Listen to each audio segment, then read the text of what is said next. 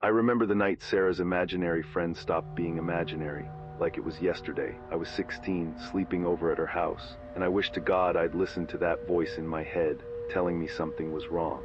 Sarah and I had been best friends since middle school.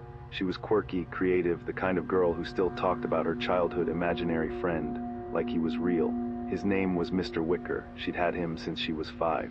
Most people grow out of that phase, right? But Sarah never did. She'd mention him casually. Mr. Wicker thinks that's funny. Mr. Wicker doesn't like when people yell. I always laughed it off. Thought it was just her being eccentric. That Friday night in October, her parents were out of town for their anniversary. Sarah begged me to stay over. She didn't like being alone, she said. At the time, I thought she just wanted company. Now I know. She was terrified. I should have asked why. We were in her living room, around 11 p.m., halfway through some horror movie on Netflix. The irony isn't lost on me. Sarah kept glancing toward the hallway that led to the basement door. I caught her doing it, maybe 4 or 5 times. Finally, I paused the movie. "You okay?" I asked. She smiled, but it didn't reach her eyes. "Yeah, it's just... Mr. Wicker's been really active lately." I laughed. I actually laughed. "Active? Sarah, come on. I know how it sounds," she said quietly, "but he's been moving things. My parents think I'm doing it for attention." Last week, all the kitchen knives were arranged in a circle on my bedroom floor when I woke up. The way she said it, so matter-of-fact, made my skin crawl, but I pushed it down, rationalized it. Maybe she was sleepwalking. Maybe it was stress. I told her we should just finish the movie. And crash, 20 minutes later we heard it. A sound from the basement, not a creak or a settling house noise. Footsteps, slow, deliberate footsteps. Climbing the basement stairs, Sarah went white. "He's coming up," she whispered. "Who's coming up, Sarah? Is someone in your house?" "Mr. Wicker. He stays in the basement mostly, but sometimes he wants to play." I grabbed my phone, ready to call 911, but Sarah snatched it from my hand. "Don't, that makes him angry. We just have to wait until he goes back down." The footsteps stopped. At the basement door, we could see it from where we sat, about 15 feet away. The old brass doorknob began to turn, slowly, so slowly. I could hear the mechanism inside, clicking. I wanted to run. Every instinct screamed at me to bolt for the front door, but Sarah grabbed my wrist with a grip that hurt. "Don't move," she breathed. "Don't look directly at him. He doesn't like to be seen." The door opened. I'm not exaggerating when I tell you. The temperature dropped. I could see my breath, and then I saw him. He was tall, impossibly tall, with limbs that seemed too long for his body. His skin was the color of old newspaper, yellowish and thin, like you could see through it.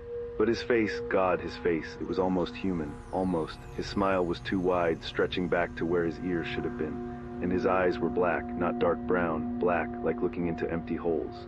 He stood in the doorway, swaying slightly, his head tilted at an angle that would break a normal person's neck. Then he spoke. "Sarah," he said in a voice that sounded like wind through dead trees, "you brought me a new friend." I couldn't breathe.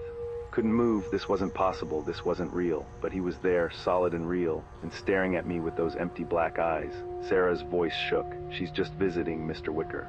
She's leaving tomorrow, but I get so lonely," he said, taking one step into the living room. His joints bent wrong when he moved, like his knees worked backward. "You promised you'd always play with me, Sarah, remember?" "When you invited me in, I was 5, Sarah sobbed. "I didn't know what I was doing." He took another step. "A promise is a promise." That's when I broke. I jumped up and ran for the front door, Sarah screaming behind me. I heard Mr. Wicker laugh, this horrible chittering sound, like insects. I fumbled with the deadbolt, my hands shaking so badly. I could barely grip it. The door flew open before I could unlock it. Sarah's parents stood there, home early, confused by my terror. I looked back. The living room was empty. Mr. Wicker was gone, but the basement door stood wide open, and I could hear those footsteps, descending back down into the darkness. Sarah's parents didn't believe us. They never did. They sent Sarah to therapy, put her on medication. But I know what I saw. I know he was real. Sarah and I don't talk anymore. Not after what happened 3 months later when her parents found her in the basement. She was fine physically, but she wouldn't stop smiling, that too wide smile, and her eyes had changed. She just kept saying, "Mr. Wicker and I made a new arrangement. He's not imaginary anymore. He's never been more real." She's in a facility now. I visit sometimes, even though she doesn't recognize me. But I swear sometimes when I'm there I hear footsteps in the hallway behind me, slow, deliberate, and I remember Mr. Wicker's last words to me that night, whispered as I ran past him. "See you soon, friend, so here's my warning. If someone you love has an imaginary friend that never went away, there might be a reason. And if you ever hear them say that friend is getting more real, more solid, more present, run. Because some doors once opened can never be closed, If this story made your skin crawl, hit that like button and subscribe, because the next story I'm sharing, it's about the thing living in my apartment walls, and I'm starting to think. It knows I'm talking about it.